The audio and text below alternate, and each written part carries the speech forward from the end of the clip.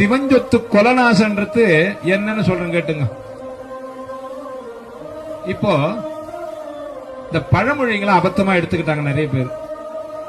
ஊராம்பிள்ளை ஊட்டி வளர்த்தா எல்லாம் சொல்லுவீங்க. அது எப்படி ஊராம்பிள்ளை நான் ஊட்டி வளர்க்குறேன், என் புள்ள வளர சொல்ல பார்க்கலாம். இதை இப்படி ஆயிடும். அது ஊராம்பிள்ளை யாரு?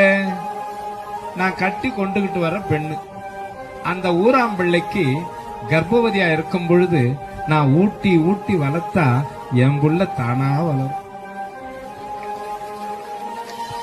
ஊராம்பிள்ளைக்கு ஊட்டி வளர்த்தா தாம்பிள்ள தானே வளரும். பந்திக்கு முந்து படைக்கு பிந்து. அது எப்படி யாருன்னா சொல்லுவாங்க, என்னது?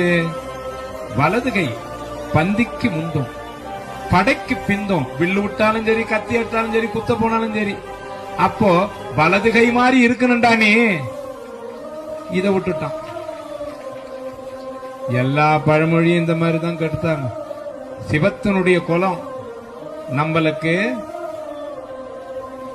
சாதி குலம் பிறப்பு என்னும் சுழிபட்டு தடுமாறும் ஆதமிலின் ஆயேனே அல்லலறுத்து ஆண்டு கொண்ட பேதை குணம் பிறருருவம் யான் எனது என்று உரைமாய்த்து கோதில் அமுது ஆனானை குலாவதில்லை கண்டேனே. சிவத்தை வணங்கனா என் கொலை நாசம்.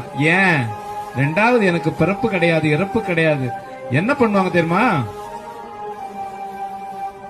அரியும் சிவனும் ஒண்ணு, அறியாதவன் வாயில மண்ணு ஒரு பழமொழி கேட்டிருப்பீங்களா? அது எப்படி? அப்ப ஒன்னதானே கோயில்ல இருக்கணும்.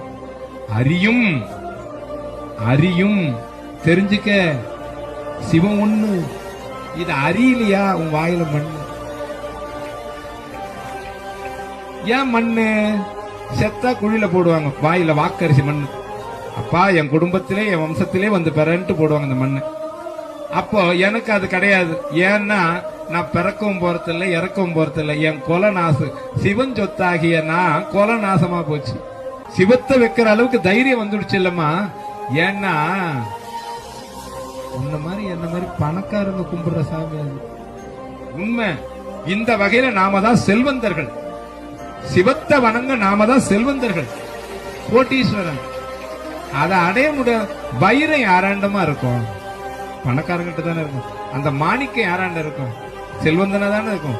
அதுபோல உயர்வான அந்த மாணிக்கம், மரகதம், பச்சம், கோமேதகம், புஷ்பராகன்ற நவரத்னங்கள் நம்ம கிட்ட வந்து இருக்குது. இத என்ன வித்தியாசம்? எதில வச்சா என்ன? நீ வச்சு எப்படி ஒன்னாலும் சாமி கும்பிடு. சிவத்தை கும்பிடுறதுக்கு பெரிய பாக்கியம் பண்ணிருக்கணும். அந்த புண்ணியத்தினுடைய பலன் இருந்தாதான் கும்பிட முடியும்.